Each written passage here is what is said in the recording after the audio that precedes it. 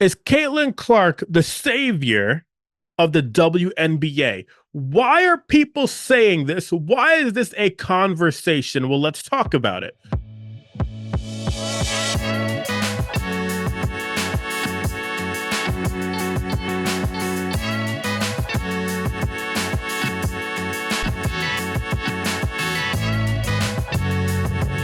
Woo! Welcome one, welcome all, ladies and gentlemen, all individuals. Welcome to your place for everything empowerment. I am your host, Tariq Williams, and not only I am Vision of Hope, but we are Vision of Hope. And this we thing, we're gonna get back to that throughout the episode, and there's no doubt about it. But first things first, hit that like, hit that subscribe, 5 stars. You know what we're doing here? Resiliency. Resiliency is the key to whatever it is you're working through, okay?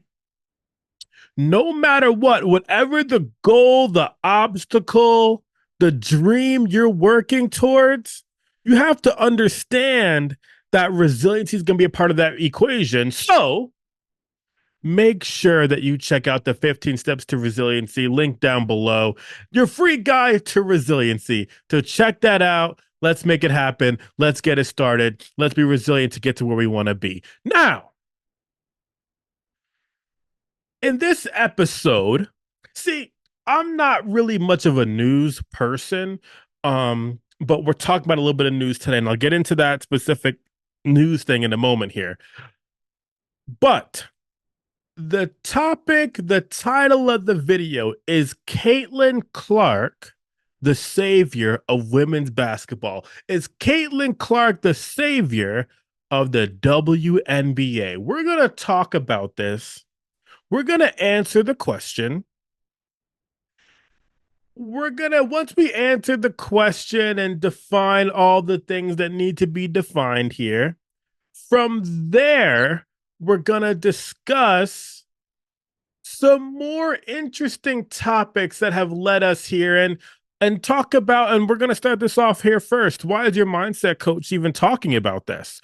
Now, after we talk about all those different things, we're going to go over some different words that I've heard that relates to the conversation at hand, and ultimately what this means for all of us as individuals and what we can learn from these different situations.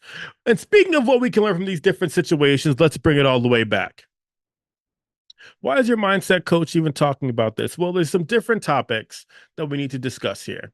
There's some different topics that we need to understand about life. There's some different topics that we need to understand about what's going on around us. See, I did a Facebook post recently, and I'm working on responding. I got great feedback. And the Facebook post was about, do you all watch the news?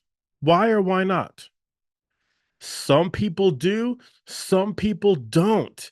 And some people have to watch news in the morning, get their daily news throughout the day, and what's happening in the evening. Some people, absolutely not. I don't watch the news. Like some people were like, absolutely not. We don't do that. If it doesn't serve me, what are we talking about here? And some people are talking about the fact that they just need to feel informed. And maybe I might go into depth on this news situation. I haven't done a lot of episodes like this one, but sports is something that's important to me, that's special to me. I played sports my entire life, specifically basketball is my favorite sport. I like the way they dribble up and down the court. I keep it so fresh on the microphone. I like no, don't copyright me. I'm just here with the bars. Shout out to that story that song came from. Bow Wow, all that basketball. I enjoy basketball. Now, so news is this thing that happened in the world, and I because of some of the responses that I got, I wanted to look at news in my own way today, and there's been a lot of a lot of conversation about the WNBA, Women's National Basketball Association, getting getting a lot of talk recently, okay? Specifically about Caitlin Clark. So let's get into it. Is Caitlin Clark the savior of the WNBA? Why are people saying this? Why is this a conversation? Well, let's talk about it. So, Caitlin Clark, if you don't know, went to Iowa and crushed a lot of different NCAA records including if you go in the record books and I mean, the punchline's already over, but if you go in the record books, okay, and you look up the most points in NCAA history in basketball, you'll see a lot of different players. Men and women, I'm talking about right now. Caitlin Clark has the record for the women, but not only the women, Caitlin Clark has the record for men and women in NCAA history. She has more points scored than any other individual in basketball NCAA history. That's pretty impressive. I think that's pretty cool. Um, Amazing, right? A lot of people she had to surpass to be able to get to that level. So kudos to her. That's great. And talent, so much talent Caitlin Clark has to shoot the ball the way that she does, incredible. Okay, pulling up from 30, all right, from pulling up from the parking lot, all right, Dorchester, Narnia, hitting baskets, all right.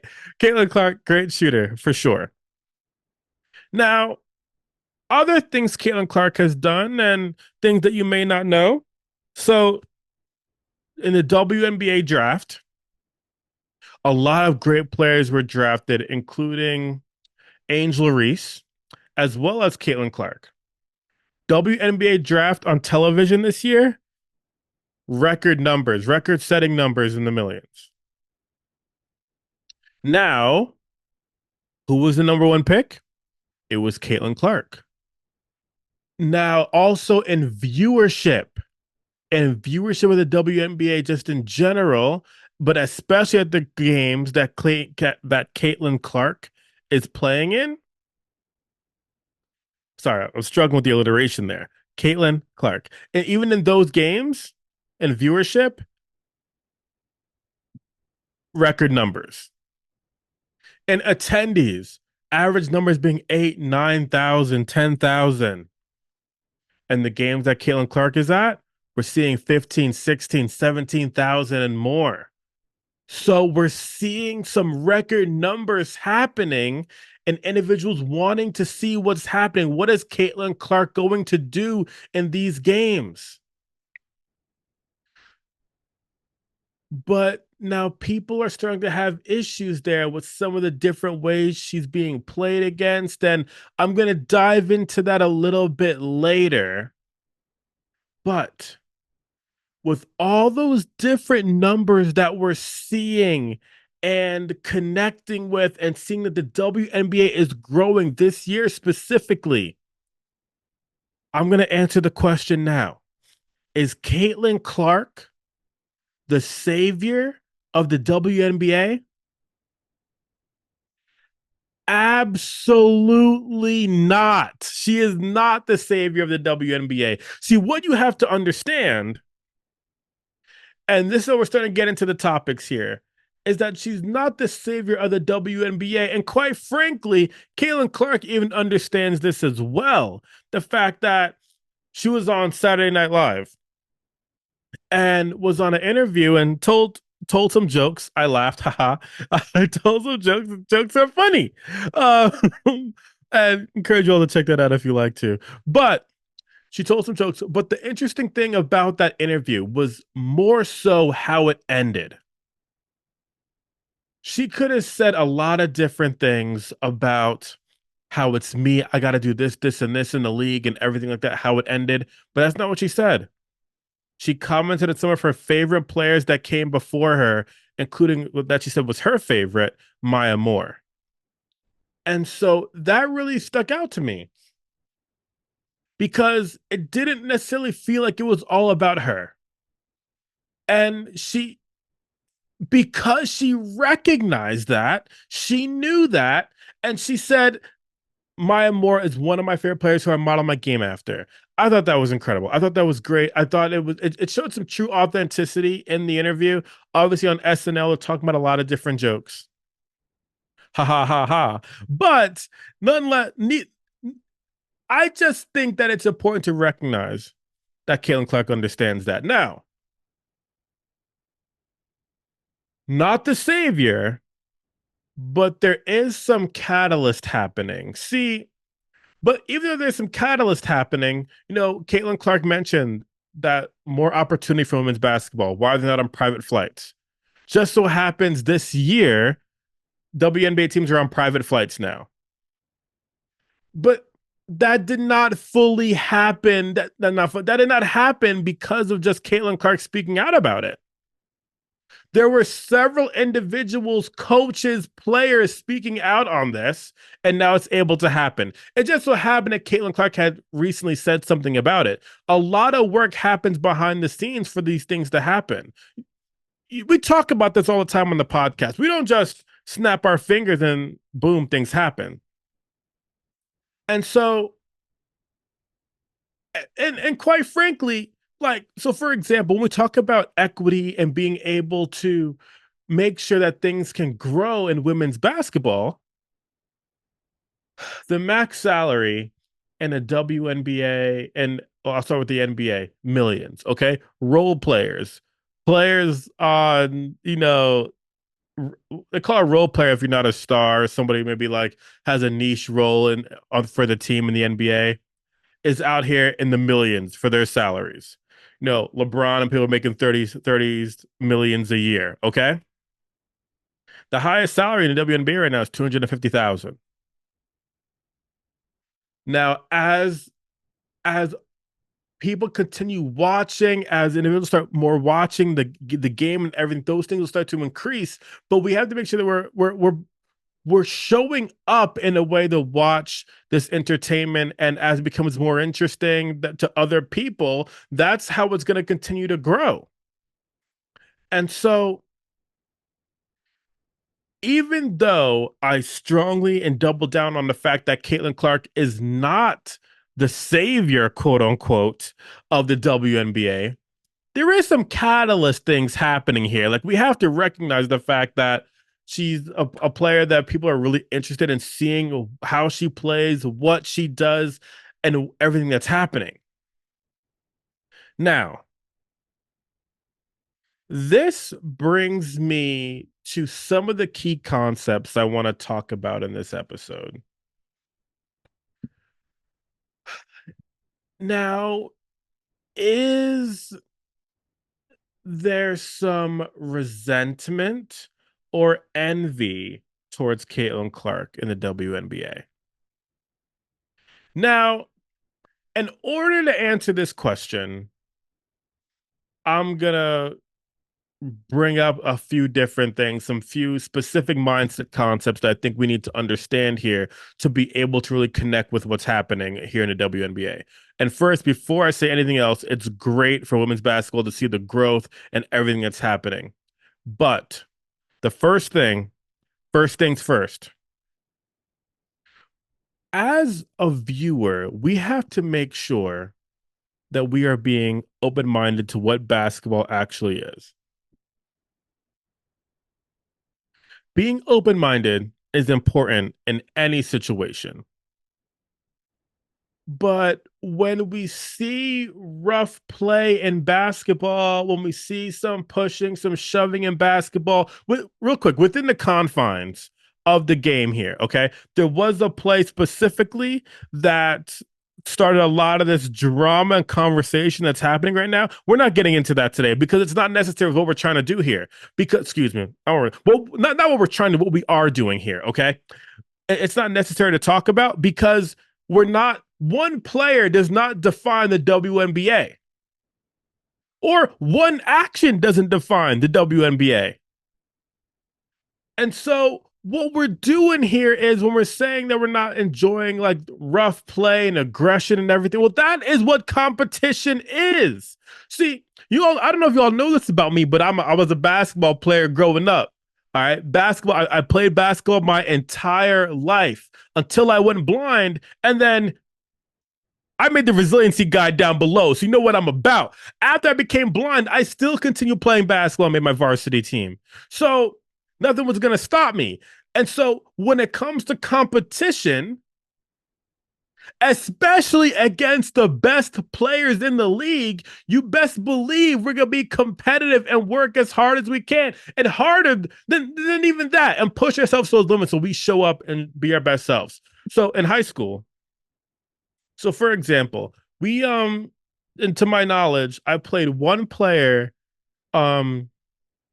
I played one player in high school from seventh grade up until my varsity year. He went to Liberty High School in Bethlehem, Pennsylvania. And his name, you can look it up. Look it up. Fact check me. His name is Darren Hilliard. And I he would remember this, but I guarded him in middle school and even freshman year in 10th grade as well. When I became blind, I didn't get as much playing time, but he was played him throughout my middle school and high school years, and I got him to defend him, all that. And we were in some close games in middle school and early high school, and then varsity year they destroyed us. Besides the point, maybe that was because I went blind. Who knows? And your boy wasn't there in full effect. I mean, who knows? Darren, if you're listening, even though I know you're not, but Darren, if you're listening, man, if I didn't go blind, man, who knows? But anyways, that's besides the point. So I got to reason why I bring up Darren Hilliard is because he went to the NBA and played and got drafted by the San Antonio Spurs, and it had some time in for the Detroit Pistons. And after that, I believe he went overseas for a bit. I say all that to say, when we played players that we knew that were really good, we showed up to the best of our ability. And so we need to be open-minded that even though there might be some rough play happening, these things are happening across the WNBA because these women are working on showing up to the best of their ability and being aggressive because they want to win. They want to win. Everybody wants to win. Basketball is a contact sport. So recognize we have to be open-minded to what basketball actually is. We have to be open-minded to what it looks like to be aggressive. And me personally, I was a defensive player. Okay, that was the only way I knew how to play was hard. That's it. That was all. That was how we played. We hustled. That was what we did. That was my style of play. So we had to be open-minded, and to what we're watching, to what we're seeing, to the growth, and being, even though it's some rough play here, being open-minded to what's happening there. Okay. The second thing I want to talk about. So about a year ago, maybe, I was on the First Sip podcast. And the First Sip podcast is something really cool. At the very end of every episode, they do content recs. So you talk about your content recommendation. And then after you talk about your content recommendation, you talk about why it's a content rec. So basically, one or two content recs to what you want to watch. And I said that I wanted to watch as a content rec the NBA playoffs because everybody should check it out just to see great shows of teamwork and what it looks like to be a team to win and get to the ultimate goal. Now, here's the deal. And real quick, I'm disappointed in the open-minded piece, and I'm going over a list of things here that I'm just disappointed in to really understand and answer this resentment and envy words that are happening there. I am disappointed, I would say, in some of the players, but not the players playing against Caitlin Clark. No, not at all. Disappointed in her teammates. See, when I played basketball, we were together. We were, if anyone was pushing us or anything like that, we backed up our teammates. Okay, fell on the ground. Your team was there. Tariq, you good? Tariq, is everything okay? Tariq, are you help you up? All that, right? Because we were a team. We were in it together. A couple years ago, when LeBron James, Rajon Rondo was still on the Lakers, there was a player, I don't remember exactly who the player was, but one of the players fell on the ground. I think it was preseason. One of their new players fell on the ground, and after he fell on the ground, he just got right back up, right? And it was either LeBron or Rajon Rondo. I forget exactly which one it said, but they were like the leaders of the team at that point in time. And they said, no, don't get up, don't get up. When you fall on the ground, one of your brothers is gonna come pick you up off the ground. And I was like, wow, that's real. So so when you fall on the ground, when you go for a layup, you get fouled, stay on the ground. One of your brothers will come help you up. I thought that was powerful. That's strong right there. Because if you, we've talked about this before on the podcast. When you have people that are willing to be there for you in your tough times, you should feel like, oh, okay, there's nothing I can't do. I got to make sure I show up for that brother or that friend or what have you, so that I could be the best version of myself. They showed up for me, so the least I could do is show up for myself. Now, my problem with the teammates a little bit here, my problem with the teammates here a little bit is that in the times that I've been watching the Indiana Fever, I'm seeing the pushing, I'm seeing the knocking down and everything like that, and the aggressive play, and I'm here for that. That's what basketball is. Contrary to popular belief, that's what basketball is. But I'm disappointed in the fact that there's no togetherness. It almost That was the most interesting part to me. Like, you see rough play all the time in the NBA. I mean, you see Draymond Green kind of knocking people down, but that's the style play. That's the aggression. Patrick Beverly, aggressive players in the NBA. These things happen. There's no doubt about it. Now they get penalized very quickly. There's technical fouls very quickly for those situations. Don't get me wrong, but you always see the different players on their teams to back them up. And I heard someone say, well, if that's not how that person is, that's just not going to happen. That's not true, because I truly believe you're going to be there for your sister. You're going to be there for your brother. You're going to be there for those individuals. That's your family. You all are spending so much time together. You are working towards a common goal.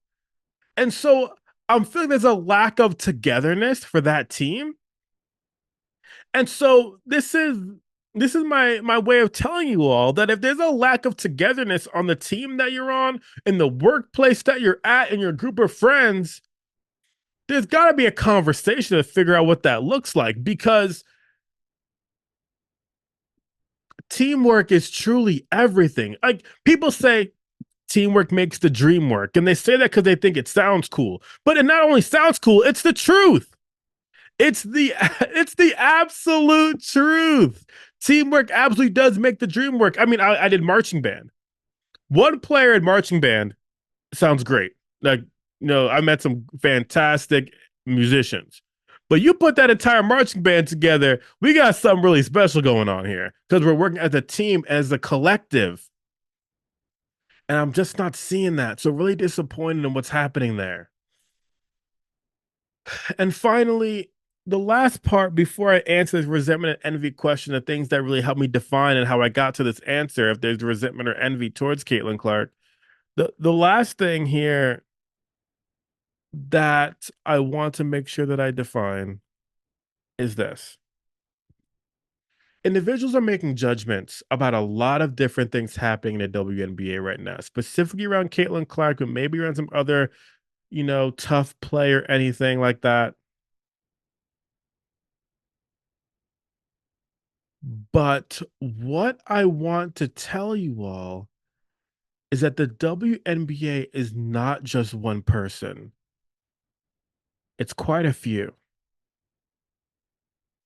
There are several players, coaches, training staff, marketers, the commissioner, a lot of different people to make this happen.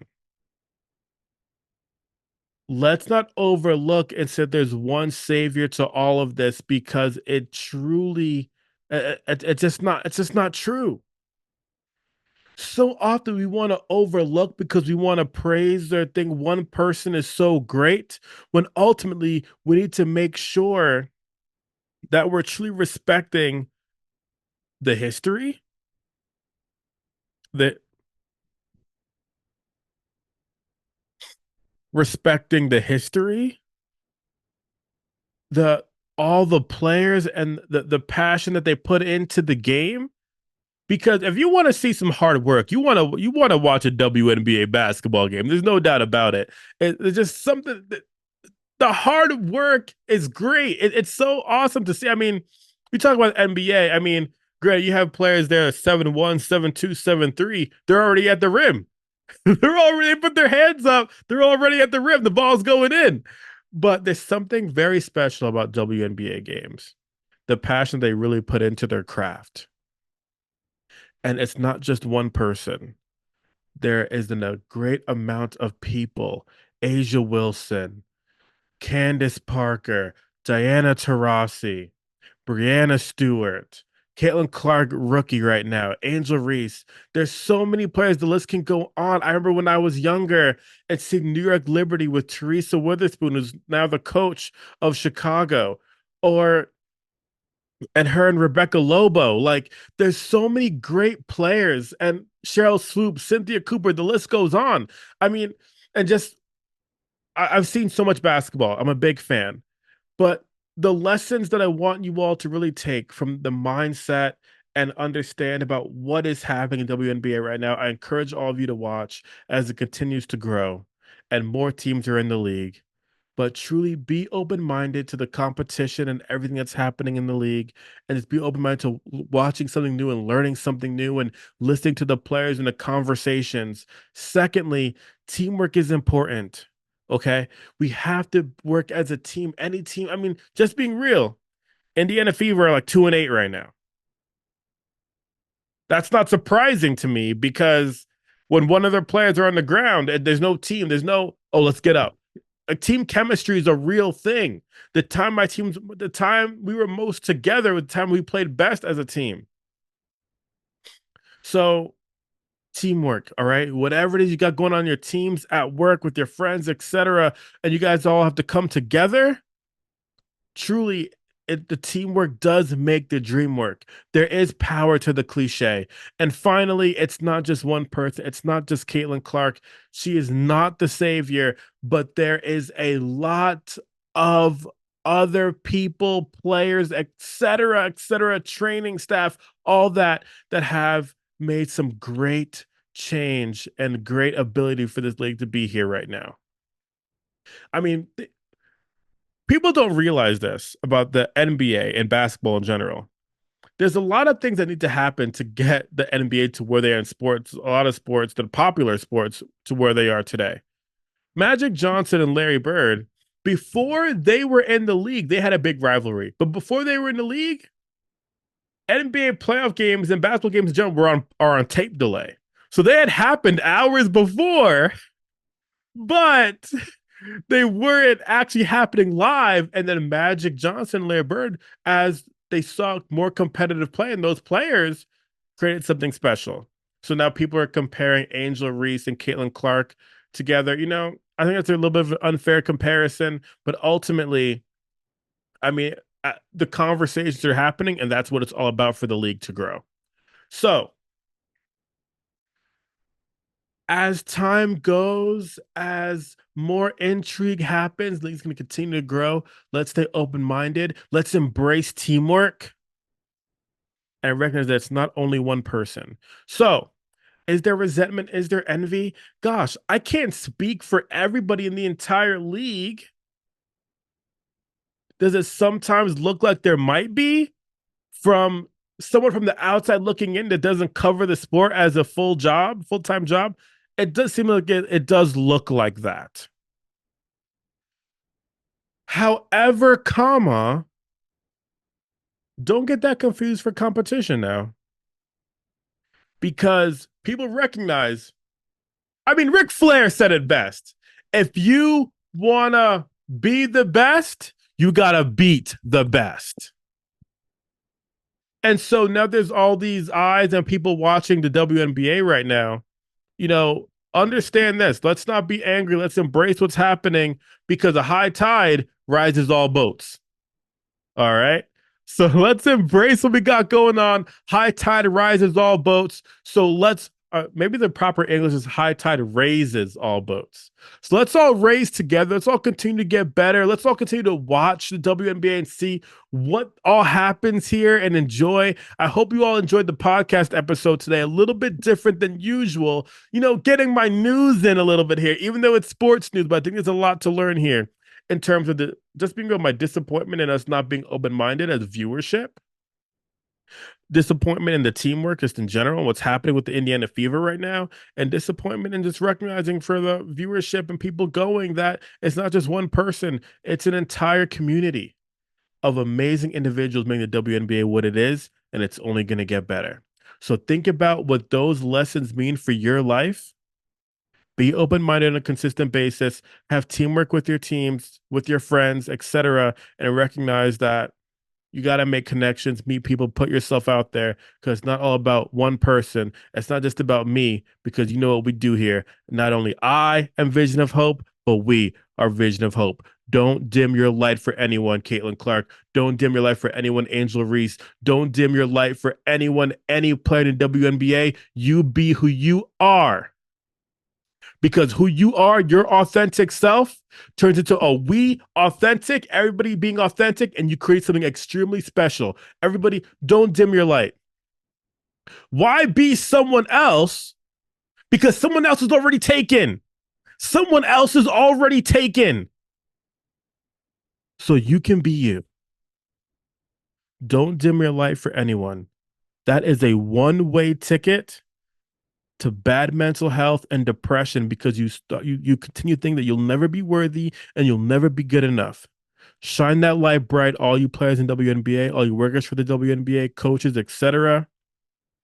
Let's keep it spreading the good word. And I can't wait to watch more women's basketball. And I also can't wait to see all the great things that you continue doing, listeners. Interact with the content. I can't wait to connect. Let's be resilient. Let's grow. Dim your light for nobody. And not only I am Vision of Hope, but you know what we do? We are Vision of Hope. Have a good one, everybody.